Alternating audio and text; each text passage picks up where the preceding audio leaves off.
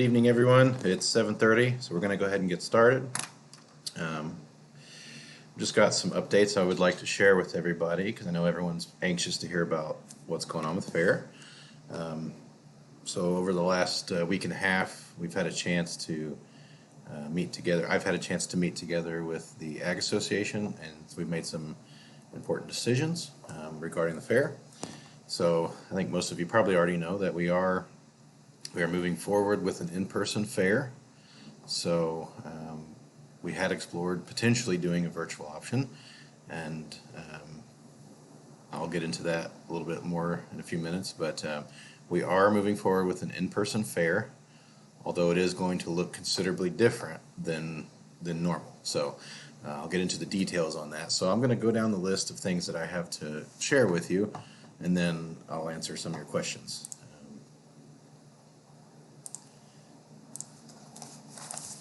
Okay, so our new fair dates, and I think everybody knows this, but our new fair dates are July 10th through the 17th, so that's a Friday to Friday.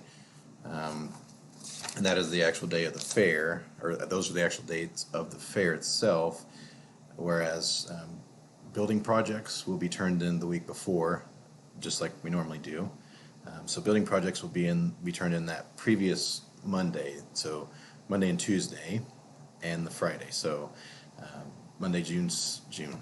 July. Monday, July 6th and Tuesday, July 7th is when the bulk of the projects will be turned in. And then Friday the 10th is when we'll have foods, garden, that kind of stuff turned in. And we'll be sending out a more detailed schedule on which projects are turned in on which days and what time slots. But what I can tell you is that we are doing closed judging, and I think most everybody probably knows that. We're doing closed judging, so it's going to be a drop-off.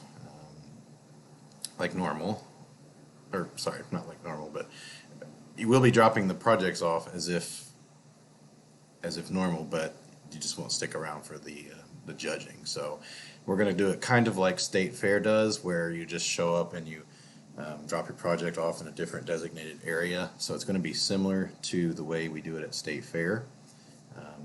And again, that's the Monday, July 6th, Tuesday, July 7th, and then Friday, July 10th. Will be the dates for exhibit hall project check-in. So speaking of exhibit hall, as many of you are aware, there are many requirements and guidelines we have to follow in order to make the fair happen. And those revolve around social distancing, face coverings, and sanitizing surfaces. And so that proposes somewhat of a challenge. So the exhibit hall, we are going to do our best to open it. However, it's contingent on on having enough volunteers to man the building, basically, because the way it would be set up is that we have to have one way in, one way out, and there can only be a certain number of people in the building at a time because of social distancing requirements. So we're still working on that particular number, how many people would be allowed in at any given time. So we're going to have quite a few people volunteer to monitor that, keep track of how many people are inside, and because we have to, it's very important that we adhere to social distancing. So that's the 6 feet, between everybody. So we're figuring out that equation still, but we're gonna make our best effort to open the building. But again, that's provided that we have enough volunteers. And if we are indeed able to open it, it will be limited hours. And that's mainly due to the fact that our fair this year is closed to the public. So it's only going to be 4-H members, volunteers, and then 4-H members' families, and then people from the office, of course. So it's closed to the general public. So that's going to be far fewer people visiting anyways. Because another thing is that there will not be any carnival this year or vendors. It's unfortunate, but that's the situation we're in. But so again, this is strictly a 4-H fair, not open to the public. So please let people know that. As I said, we are going to make our best effort to have the exhibit hall open, but if it turns out that if it's just not feasible and we're just not able to open it, then we will create an online gallery for all of the building projects. So that would entail us taking pictures of everything and then uploading it to a website that everyone can view. We may end up doing that anyways, because in addition to physically bringing in projects and livestock this year, we are providing a virtual option, because we realize that there may be some families who aren't comfortable attending the fair in person. There may be people that have families with certain high-risk health, people who are at the high-risk population in their family, so they may not be comfortable coming to the fair. And so we are providing a virtual option for anybody who would like to utilize that. So we will provide that as an option as well. So that basically covers the exhibit hall for now. As for the livestock, the various committees of the different species have each come up with a safety plan, and again, those safety plans revolve around social distancing and sanitizing pens between classes, for example, that kind of stuff, and the use of face coverings. Now, a lot of people have been wondering about the use of face coverings, and I say face covering as opposed to mask because in our official guidelines from Purdue University, 4-H members and volunteers will be required to wear face coverings when specifically engaged in a 4-H event, so meaning in the show ring, or if you're participating in some 4-H event. But although that is important, we're really more focused on stressing the social distancing. So the masks are really more important. The face coverings are more important when we're not able to social distance. So that's why we're going to require those in the show ring, just because there's a tendency to be closer than 6 feet in the show ring, and in the barn sometimes. But if you are, outside, with your family or at your trailer or whatever, you don't need to be wearing a face covering. And I don't know for a fact yet, but I believe that we are going to be able to provide face coverings, at least quite a few of them. But we do ask, if you can bring your own, please do so. But we should be able to provide some of those. So again, as I said, the various committees of each species have created a plan, and they will be communicating that with you. We'll be sharing that with you as we have the more specifics of it. But again, it's going to look pretty different. All livestock is basically the show and go format. So we'll be either showing off trailers or doing temporary pinning, and no animals will be staying overnight. And that's quite a bit different, I know, than what we normally do. But those are the requirements that we are following this year. If there are any superintendents watching, and if there's anything that you want me to share, please mention it in the comments and I'll announce that. But again, we will be sharing more specific details about each show as we get that sorted out. But there is a plan to have each show. There are some shows that are going to look a little different. I know Llama, for example, this year, they are not doing their regular show. They're going to have some kind of event. I'm not sure the specific details on that, but they will be having some kind of event, but it's not going to be their normal show that they do. I think it's simply because a lot of the kids in Llama haven't had a chance to practice with the animals, so just on a practical level, they're not going to be doing that. So there will be some things that look different. I mean, everything, in fact, is going to look different this year, but we have a lot of dedicated volunteers who have put a lot of effort into coming up with these safety plans. They're very passionate about making sure that we provide a fair to the best of our ability. So there's too many to name, but if you see any of the various members of our committees, the different species committees, any of our project superintendents, that kind of stuff, just make sure, give them a big thank you, because a lot of them have put in a lot of effort to make this happen. But we're also going to require your help. So the 4-H families, 4-H members, we're going to require your help too to make this happen. Again, it's going to be very important that we adhere to social distancing during the fair. That's going to be a big thing. We're going to be making sure that that people are following that, because again, that's probably the single biggest factor that we're going to be looking at, is just making sure that we have that distance. Because really, ultimately, we have these guidelines from campus leadership, because it's all about keeping everybody safe and healthy. Because we are still there. This COVID-19 is still a thing. It's still around, and we need to be cautious, and that's really what this is all about. That's why we're having these extra requirements and guidelines this year, because as a 4-H program at the state level, we want to make sure that everybody's going to be safe and healthy. What else do I have on my list here? Okay, I see Heather Hill has a comment here, and that's right, I meant to mention that.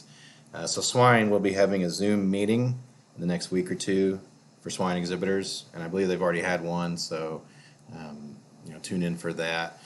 Swine Committee is doing a vaccine drive-through June 9th and June 16th. Those are Tuesdays, and if you sign up in advance for those, you can also mention that you need ear tags, so RFID tags or whatever tags you need. But the office will also have a drive-through tag pickup next Tuesday and possibly next Thursday. I'll send an email out with more details about that, but we'll definitely do one next Tuesday. So we'll do 10 a.m. to noon, and then we'll have another one from 1 to 3 on Tuesday, June 2nd. So if you're listening now, go ahead and mark that down. We'll be sending out an email, though, with the sign-up link to sign up for various slots on that. But again, if you have to wait till the next week or even the week after, the swine clinic, when they give out the vaccines, they can also do the tags if you need it then. July 1st, just as a reminder, that's the deadline for everything, for entering animals into 4-H online, and that's also going to be the deadline for entering everything on fair entry.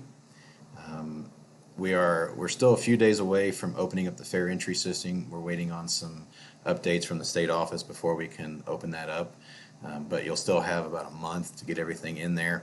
And within the next week or two, I'm going to be releasing a video, an instructional video, just as a refresher on how to enter animals in 4-H online and how to enter projects on fair entry. So a new feature in fair entry this year is going to be, again, the virtual option. So if you want to enter a project virtually and you don't want to actually come to the fair physically, you can register for your project as you normally would on fair entry, only you just upload a picture of the project. So that's basically how the virtual option is going to work. There's been some questions about 10-year member recognition, senior awards. We're gonna do our best to make that happen on the Thursday of the fair, so that would be Thursday, July 16th. We're gonna do our best to make that happen, but again, that'll be something that's just open to the families of the 10-year seniors, or the 10-year members and the seniors, because not all seniors will necessarily be 10-year members, but it'll be something. We're gonna do our best to put on something for them. If we're unable to, we will wrap it up into the fall awards. But a lot of the awards that we would normally do during the fair, we're going to wrap that into the fall awards that are in September, I believe. But we are going to do our very best to put something on for seniors / 10-year members on that Thursday during fair. Because we recognize that that's an important thing. So we want to make sure that they have that recognition during the fair. And I realize some of them may not be able to come back in the fall, so that's why we are creating a plan to make that happen. And I see a note here on the comments that, and this is important to remember, that the county has to reach level 5, stage 5 of the governor's back on track plan. So for the fair to continue and for the fair to actually happen, we have to be at stage 5 as part of the governor's plan. As far as we know, we're on track to meet that, but it's important that everybody remembers that, if for some reason there is a setback and Hancock County does not reach stage 5 by July 4th, then we would we would have to move to a virtual option, and we wouldn't have a choice then. But again, it appears that we're on track to reach stage 5, but that's just an important fact to everybody, for everybody to remember.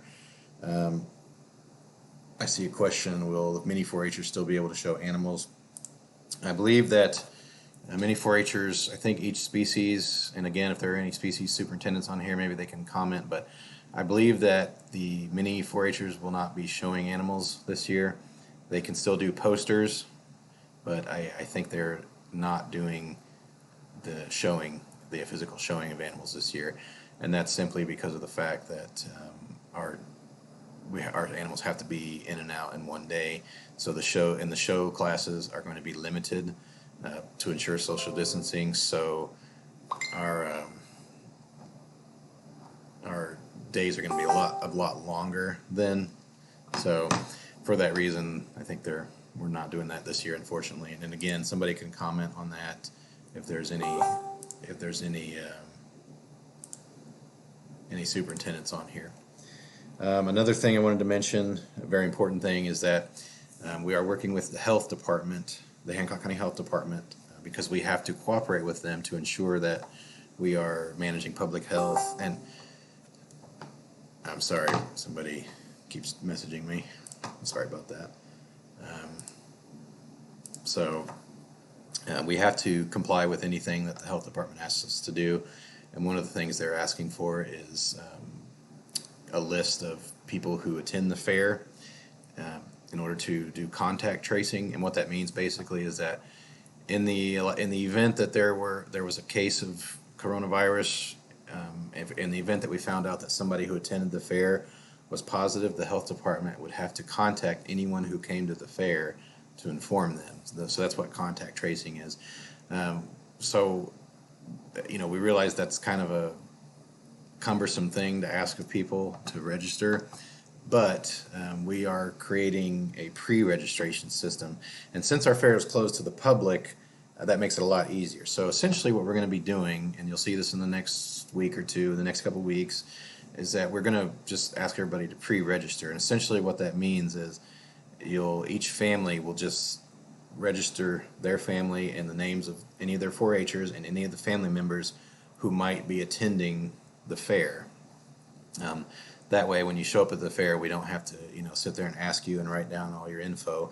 You just tell us that you're there, your family's there, and we'll just check you in as a whole. And again, we have to do that to comply with the health department. That's just a requirement. I know not everybody's a fan of that, but it's just something we have to do. And again, we'll be sending out more information about that. And I know that as part of the species plans for each day's show, so like for swine show, for example, I know there's a system that they've planned where there are going to be a certain number of wristbands that are given out on the days of shows. So only people with those wristbands will be permitted in the show ring or in the show barn area. And again, we'll send more specific details about that. But again, that's because we have to comply with social distancing, and we're still working on the exact numbers of how many people exactly that we can let in, because it's some kind of formula, with the square footage of the building, and that'll let us know how many people can be in there at any given time. But again, that's going to depend on each species show, and there'll be more communication about that as we get closer. But just in general, though, we'll ask every family to pre-register and just sign up and give us a list of any family members, include 4-Hers and their parents, and any other family members who might be attending. But again, that's something we have to comply with, and we're doing the pre-registration system just to make it more convenient for you. That way you can just get it out of the way before you even come to the fair. I've had a couple questions about State Fair, and I don't have many details on that as of now, because State Fair is a separate entity. 4-H is a guest at the State Fair, so we're just waiting for updates on that. As soon as we get some updates, we'll let you know. We'll post it on our Facebook. So at this time, that's about everything I've got on my list here. So I will answer any questions you have. Is there going to be an animal auction? So that's a good question. The head of the auction committee messaged me, and he basically said that we're going to have a livestock. Let's see, bear with me here for a moment. It's not going to be a traditional livestock auction, but there's going to be a sale, and that basically is a plan to have the buyers. The buyers will have the opportunity to donate money directly to a 4-H'er or to contribute to the Friends of 4-H, which will be distributed to the kids who are entered in the sale. So the auction committee, they're putting together a letter and a brochure that they're going to mail, that they're going to send out soon.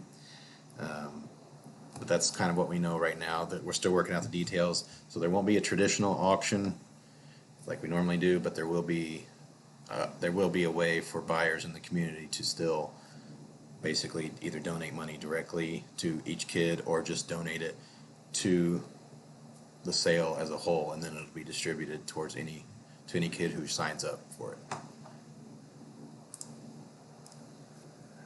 There won't be a food auction, unfortunately. That was already decided, that there will not be a food auction.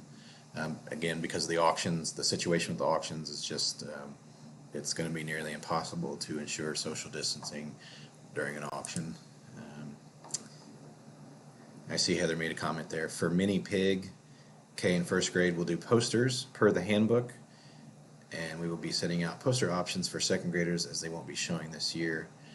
Yeah, so thanks for clarifying that, Michelle.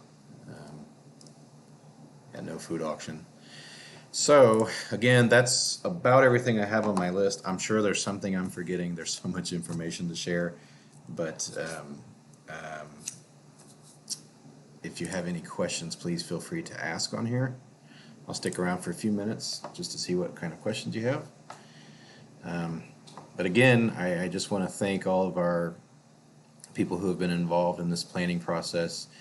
It's been stressful. This is a very stressful time because we're in a very unique situation, and it's just frustrating because there's all these extra things we have to do to make it happen. But we have a lot of committed people in our 4-H program, so you know who you are, and if you know who they are, please thank them. Our Ag Association has been working very hard. They're very dedicated, and our fair is not going to look like it normally does, and it's going to be a pretty stripped down version of what it normally is, but we're gonna pull together and we're gonna make it happen. Okay, will there be a fashion review? Michelle Hasty, I think, if you're still on here, I think maybe you could speak to that. I think Michelle is involved with fashion review. I know she's involved with the Queen pageant, but I know there's some overlap between those two things. To my knowledge, the fashion review and the Queen pageant, they're still planning something. I spoke with Michelle the other day, and they're still planning to do the Queen pageant. There's only 15 girls, I think, in it, so they're still working out the details. Whether or not they're going to have an actual open show, and even if they have an open show, it would be restricted to just family members. But they're still working that out. And it's probably the same case with Fashion Review. There's still some details to work out. Yeah, Michelle said that. So they're still working on the plan, but I know that their intention is to make it happen. So, and I'll also throw in that any events that are limited to the public, such as the livestock shows, we're making our best efforts to live stream these things, so that the general public can still see them. Because even though our fair is closed to the public this year, we still want to share 4-H with the public. So we want to make an effort to live stream these shows and put a lot of pictures online, because we still want the public to be able to see what our youth are doing. So, and we're always open to suggestions for that. There's some different options for live streaming things and creating online galleries.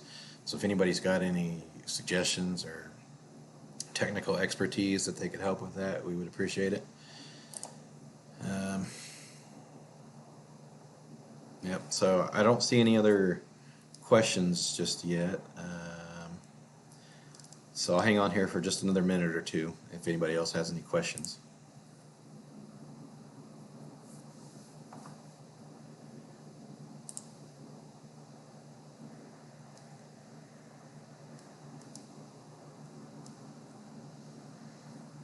Yeah, I think we've answered everybody's questions so far on here.